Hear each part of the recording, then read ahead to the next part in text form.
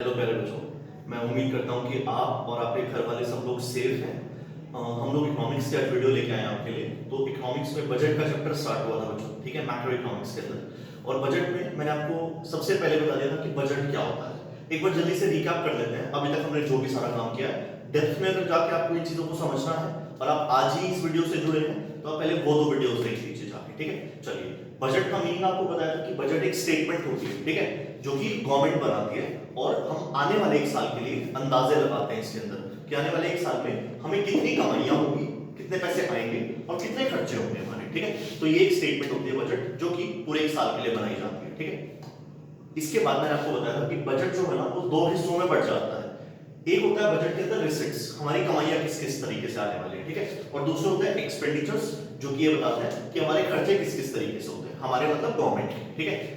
Receipts के ऊपर पूरा काम हो चुका है पिछली वीडियो में, आप जाके देख सकते हैं उसको, ठीक है। डिस्क्रिप्शन के अंदर हम उनके लिंक्स भी दे देंगे, आप वहां पे जाकर उसको विजिट कर लीजिए, ठीक है। चलिए, एक बार जल्दी से मैं आपको रिकैप करवा देता हूं कि रिसिट्स के अंदर हमने सारा क्या क्या पढ़ा था। तो रिसिट्स दो तरीके से आते हैं सरकार के पास। पहले रेवेन्यू रिसिट्स, वो रिसिट्स जिनसे सिर्फ सरकार का फायदा होगा, कोई नुकसान नहीं होगा, ठीक है। रेवेन्यू रिसिट्स दो हिस्सों में बढ़ जाते हैं, या तो टैक्स मिलेगा सरकार को या तो नॉन टैक्स रिसिट्स। टैक्स किस किस टाइप का मिल सकता है, या तो डायरेक्ट टैक्स जिसका लायबिलिटी बर्डन एक ही बंदे पे पड़े, या तो इनडायरेक्ट टैक्स जिसकी लायबिलिटी अलग बंदे पे पड़ती है और बर्डन अलग बंदे पे शिफ्ट हो जाता है, ठीक है। अच्छा, नॉन टैक्स जो रेवेन्यूज है इसके अंदर मैंने आपको 8 टाइप्स बताए थे। सरकार को प्रॉफिट्स मिलते हैं अपनी कंपनियों से, सरकार को इंटरेस्ट मिलते हैं, डिविडेंड्स मिलते हैं, फीस मिलती है, फाइन्स मिलते हैं, वो सारे पॉइंट्स हमने पढ़े थे बच्चों, ठीक है। तो वो सब चीजें इसके अंदर आ जाएंगी, ठीक है। अच्छा, जो कैपिटल रिसिट्स थे इसका मैंने आपको मीनिंग बताया था कि वो रिसिट्स जिससे सरकार को पैसा तो जरूर मिलेगा बट सरकार का किसी ना किसी तरीके से नुकसान भी हो जाएगा, माने कि या तो कोई ना कोई एसेट सरकार का कम हो जाएगा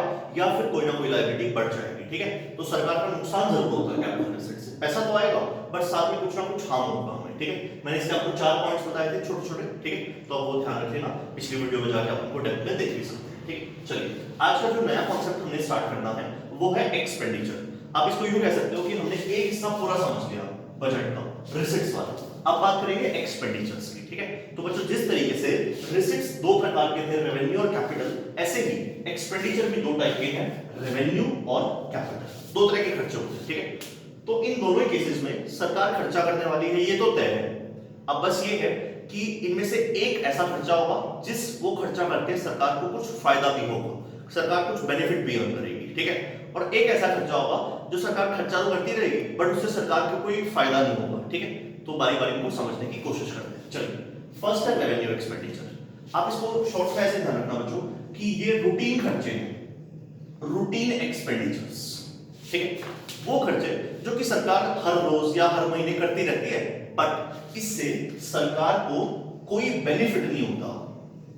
अभी कोई बेनिफिट नहीं होता, इससे मेरा क्या मतलब है, स्पष्ट समझिए आप इसको। कोई बेनिफिट ना होने का मतलब यह है बच्चों कि सरकार को ये खर्चे करके कोई भी एसेट सरकार का बढ़ेगा नहीं, सरकार के पास कोई एसेट नहीं रहेगा, ठीक है। मैं आपको एग्जांपल देता हूं आपके घर से। फॉर एग्जांपल, आप हर रोज अपने घर पे खाना पकाते हो, घर पे खाना खाते हो, तो उसमें आपका अनाज, दाल, चावल सब चीजें लगती है, राइट। वो आपका रूटीन खर्चा है। वो खर्चा करने से आपके घर पे कोई एसेट डेवलप नहीं हो रहा, ठीक है। आपका वो रूटीन खर्चा है जो कि सर्वाइवल के लिए जरूरी है। बस आप बिजली का बिल भरते हो, पानी का बिल भरते हो, ये सब चीजें जो है ये रेवेन्यू एक्सपेंडिचर्स होती है। खर्चा तो आपका हो रहा है बट उससे आपका कोई बेनिफिट नहीं हो रहा, इन द सेंस कि आपका कोई एसेट क्रिएट नहीं हो रहा इससे, ठीक है। चलिए, मैं आपको गवर्नमेंट की तरफ से अगर एग्जांपल दूं इस चीज के कि रेवेन्यू एक्सपेंडिचर्स के क्या क्या एग्जांपल हो सकते हैं, तो एग्जांपल लेने की कोशिश करते हैं। जैसे कि गवर्नमेंट जो है वो पुलिस स्टेशन में जो भी पुलिस कर्मचारी होते हैं उनको सबको सैलरी देती है ना, जो भी पुलिस वाले होते हैं, चाहे वो कांस्टेबल हो चाहे वो कमिश्नर हो, उनको सैलरी देती है पुलिस, ठीक है। तो वो सैलरी देना सरकार के लिए एक रूटीन खर्चा है, हर महीने सैलरी देती है, राइट। और सैलरी देने से बताइए देश में कौन सा एसेट क्रिएट हो रहा है, क्या कोई बिल्डिंग बन गई उससे? नहीं, ये एक रूटीन खर्चा है हमारे लिए, हमारी गवर्नमेंट के लिए, तो इसीलिए वो रेवेन्यू एक्सपेंडिचर में आ जाएगा, ठीक है। और एग्जांपल देता हूं, जैसे कि गवर्नमेंट के हॉस्पिटल्स होते हैं बच्चों, बहुत सारे सरकारी अस्पताल होते हैं। तो गवर्नमेंट के जो हॉस्पिटल्स होते हैं उसके अंदर डॉक्टर्स होते हैं, उसके अंदर कंपाउंडर्स, नर्सेज, वो सब लोग हेल्प स्टाफ होता है, ठीक है। तो सरकार उन सबको उनकी तनख्वाह देती है हर महीने, अगेन उनको उनकी तनख्वाह मिलती है, वो अपनी सर्विस दे देते हैं बट इससे सरकार के लिए कोई एसेट थोड़ा ना क्रिएट हो रहा है, ठीक है। रूटीन खर्चे हैं, वो एक सर्विस देंगे और सरकार उनको वो खर्चा कर देगी उनके लिए, ठीक है। इसी तरीके से मान लीजिए कोई गवर्नमेंट के कॉलेजेस या स्कूल्स हैं, स्कूल्स एंड कॉलेजेस, तो वहां पे जो टीचर्स हैं, जो प्रोफेसर्स हैं, वो लोग पढ़ाते हैं, उन्हें भी उनकी मंथली सैलरी मिलती है। अगेन सरकार के लिए एक रूटीन खर्चा है, इससे सरकार का कोई एसेट क्रिएट नहीं होता बच्चों, ये बस पैसे खर्च हो जाते हैं, पर सरकार को कोई बेनिफिट नहीं मिलता इन द सेंस कि कोई एसेट क्रिएट इनसे नहीं होगा। ठीक है, कुछ और भी एग्जांपल्स हैं इनके, तो एग्जांपल्स हमें इनके बहुत सारे पता होने चाहिए बच्चों, और मीनिंग के साथ पता होने चाहिए। ठीक है, क्योंकि एग्जाम में वो पूछ लेता है कि बताइए क्या जो पुलिस स्टेशन में जो पुलिस वाले होते हैं उनको सैलरी दी जाती है वो रेवेन्यू एक्सपेंडिचर है या कैपिटल एक्सपेंडिचर है, एंड व्हाई।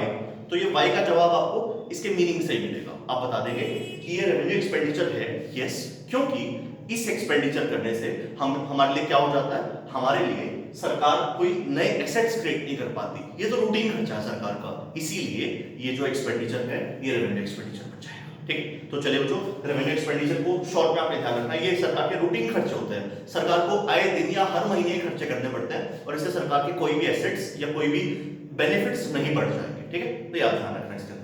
और भी कई सारे इसके एग्जांपल्स होते हैं, आपका होमवर्क ये है बच्चों कि आपने इसके कम से कम 3 या 4 एग्जांपल्स, और या तो आपके पास बुक है तो वहां से, और अगर बुक नहीं है तो एक बार आप इंटरनेट पे सर्च कर लीजिए, और आपने वो सेंड जरूर करना है, कमेंट बॉक्स में आपको लिख के जरूर बताइए। ठीक है, इससे मेरे को पता चलेगा कि आप लोग वीडियोस देख रहे हैं और आप उनको समझ भी रहे हैं साथ साथ। ठीक है, चलिए हम नेक्स्ट एक्सपेंडिचर पे आते हैं बच्चों, ये है कैपिटल एक्सपेंडिचर। अब जब आपको ये क्लियर हो गया कि इससे कोई बेनिफिट नहीं हो रहा, तो इससे ये क्लियर कर लीजिए कि हाँ बेनिफिट जरूर होगा सरकार। ठीक है, तो ये वो खर्चे हैं बच्चों जो कि रूटीन नहीं है, नॉन रूटीन है, बार बार नहीं होते, ये हर रोज नहीं होते खर्चे, ये खर्चे कभी कभी होते हैं। ठीक है, या हम इनको नॉन रिकरिंग भी बोल सकते हैं, सेम मतलब है कि ये खर्चे बार बार नहीं होते। ठीक है, बट ये खर्चे जब भी होंगे तो सरकार को कोई ना कोई बड़ा बेनिफिट, या हम कह सकते हैं कोई ना कोई एसेट, या तो सरकार का बढ़ेगा, सरकार का कोई ना कोई एसेट बढ़ जाएगा इनसे, या फिर सरकार की कोई ना कोई लायबिलिटी कम हो जाएगी। इस तरीके से सरकार को बेनिफिट जरूर मिलेगा कैपिटल एक्सपेंडिचर से। ठीक है, मैं आपको एग्जांपल देता हूं। सोनीपत के अंदर आज से करीब 7 या 8 इयर्स पहले एक नया फ्लाईओवर बना था रेलवे स्टेशन के ऊपर। ठीक है, तो वो वाला जो फ्लाईओवर बनने का काम है वो कैपिटल एक्सपेंडिचर के अंदर आ जाएगा, फ्लाईओवर बनना। ठीक है, फ्लाईओवर बिल्डिंग, क्योंकि सरकार ने वहां पे पैसे तो खर्च किए, मान लीजिए एग्जांपल के लिए कि सरकार ने वहां पे 100 करोड़ रुपए लगा के उन्हें फ्लाईओवर बनाया, तो खर्चा तो सरकार का जरूर हुआ, बट साथ साथ लोगों के लिए एक एसेट भी तो क्रिएट हो गया ना। अब लोगों को वो रेलवे स्टेशन क्रॉस करके, फाटक क्रॉस करके वेट नहीं करना पड़ता, इतना टाइम नहीं वेस्ट करना पड़ता, फ्लाईओवर के ऊपर से आप 1 to 2 मिनट्स में वो आराम से क्रॉस कर लेते हैं और मेन मार्केट में पहुंच जाते हैं। राइट, तो ये कैपिटल एक्सपेंडिचर होता है, कोई ना कोई एसेट जरूर बढ़ेगा इससे हमारा। ठीक है, या फिर और एग्जांपल लीजिए, फॉर एग्जांपल दिल्ली में गवर्नमेंट ने अभी थोड़े टाइम पहले बहुत सारे हॉस्पिटल्स बनाए हैं। ठीक है, तो हॉस्पिटल्स बनाए सरकार ने लोगों के लिए, आप ही देखिए इसे, खर्चा जरूर होता है, मैं मानता हूं हॉस्पिटल्स में करोड़ों रुपए लग जाते हैं बनने में, इक्विपमेंट्स लाने में, डॉक्टर्स अरेंज करने में, बट एक बार वो खर्चा हो गया, एक बार हॉस्पिटल्स बन गए, तो उसके बाद वो लोगों के लिए एसेट का काम करेंगे, चाहे कितनी भी बीमारी हो जाए, कुछ भी हो जाए, वो हॉस्पिटल्स जो है वो लोगों को प्रोटेक्ट करते हैं, उनकी हेल्थ का ध्यान रखते हैं। ठीक है, और एग्जाम्पल लेते हैं बच्चों, लायबिलिटी कैसे कम होती है। फॉर एग्जाम्पल हमारी सरकार ने वर्ल्ड बैंक से लोन लिया हुआ था, मान लीजिए पहले 1000 करोड़ रुपए का, अब सरकार ने वो लोन के पैसे वापस कर दिए उनको। ठीक है, तो एक तरफ तो खर्चा तो हुआ ना सरकार का, पैसे तो गए ना, बट साथ साथ क्या हुआ, हमारी लायबिलिटी कम हो गई। ठीक है, तो ये जो एक्सपेंडिचर्स है बच्चों, ये क्या बन जाएंगे, हमारे लिए कैपिटल एक्सपेंडिचर बन जाएंगे। तो मेरे ख्याल से एक्सपेंडिचर के दोनों पॉइंट्स आपको क्लियर है।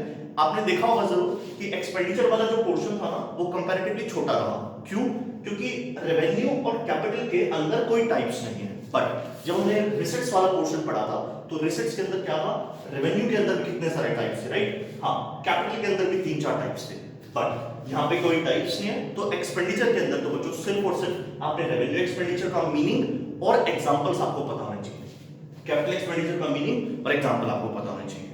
अब मैं आपको बताता हूं बच्चों कि बोर्ड के एग्जाम में इनमें से क्वेश्चंस आप कैसे एक्सपेक्ट कर सकते हैं। तो सबसे पहले टाइप के क्वेश्चंस, सबसे पहले वो ये पूछ सकता है 1 मार्क में कि इनमें से कोई भी एग्जांपल आपको दे देगा। फॉर एग्जांपल कहेगा कि गवर्नमेंट ने एक नया हॉस्पिटल बनवाया है, बताइए किस प्रकार का खर्चा है। आपको बताना होगा कि ये कैपिटल एक्सपेंडिचर है, क्यों है, क्योंकि ये कोई रूटीन खर्चा नहीं है, ये नॉन रूटीन खर्चा है, पहली बात, और दूसरा इससे सरकार के एसेट्स बढ़ रहे हैं, एक हॉस्पिटल के रूप में एक नई बिल्डिंग उनकी खड़ी हो रही है जो कि लोगों के भले के लिए काम करेगी। ठीक है, इस तरीके से क्वेश्चन पूछ सकता है 1 मार्क में, कोई भी आइटम दे देगा एग्जांपल की और आपसे उसका पूछेगा कि कौन सा एक्सपेंडिचर है ये। दूसरा क्वेश्चन ये भी आ सकता है बच्चों एग्जाम में कि आप रेवेन्यू और कैपिटल एक्सपेंडिचर के अंदर डिफरेंस बताइए। अब ये क्वेश्चन 1 मार्क में आ सकता है तो आप 1 पॉइंट विद 1 एग्जांपल लिख देंगे। ये क्वेश्चन अगर 3 मार्क्स में आ गया बच्चों तो आपको 3 पॉइंट्स कम से कम और एग्जांपल के साथ लिखने पड़ेंगे, ठीक है बच्चों। कभी भी डिफरेंस आप एग्जाम में लिखे ना तो एक बात जरूर मेरी आप ध्यान रखना कि डिफरेंस हमेशा बेसिस के साथ माने कि हेडिंग्स के साथ लिखे जाने चाहिए। बिना बेसिस के आप ये डिफरेंसेस लिखेंगे they will cut your marks. उन्हें लगेगा कि आपको इनकी हेडिंग नहीं पता, आप कुछ भी लिखे जा रहे हैं बस, ठीक। तो ये बात जरूर आप ध्यान रखें। तो बच्चों इसी के साथ हमने बजट के रिसेट्स भी सारे समझ लिए अच्छे से और एक्सपेंडिचर्स भी सारे समझ लिए। अब जो इस वीक का संडे टेस्ट होगा बच्चों तो उसके अंदर हमने जो बजट का अभी तक जितना भी काम करवा दिया है वही संडे टेस्ट के अंदर आएगा। तो आप आज की वीडियो अपनी कंप्लीट करके और पिछली भी अगर 1 या 2 वीडियोस जो हमने इसकी दी है वो आपकी रह गई है तो वो आप कंप्लीट कर लीजिए अच्छे से। और मैं देखूंगा कि संडे टेस्ट में कितने बच्चे फुल मार्क्स लाते हैं। जो भी बच्चे अच्छा करेंगे तो फिर मंडे वाली वीडियो जो होगी उसके अंदर हम जरूर उन बच्चों के नाम में अनाउंस करेंगे, ठीक है। तो आप इन सारी वीडियोस को देखिए। आपको कंटेंट पसंद आता है ना बच्चों तो आप जरूर हमें बताइए एक बार लिख के कि सर आपका कंटेंट सही जा रहा है। तो इससे हमें डायरेक्शन मिलेगी, हमारे अंदर कोई प्रॉब्लम है, कोई कमियां हो रही है कंटेंट के अंदर तो हम उन्हें भी इंप्रूव कर पाएंगे, ठीक है। चलिए फिर मैं आपसे मिलता हूं अगली वीडियो में। Thank you so much.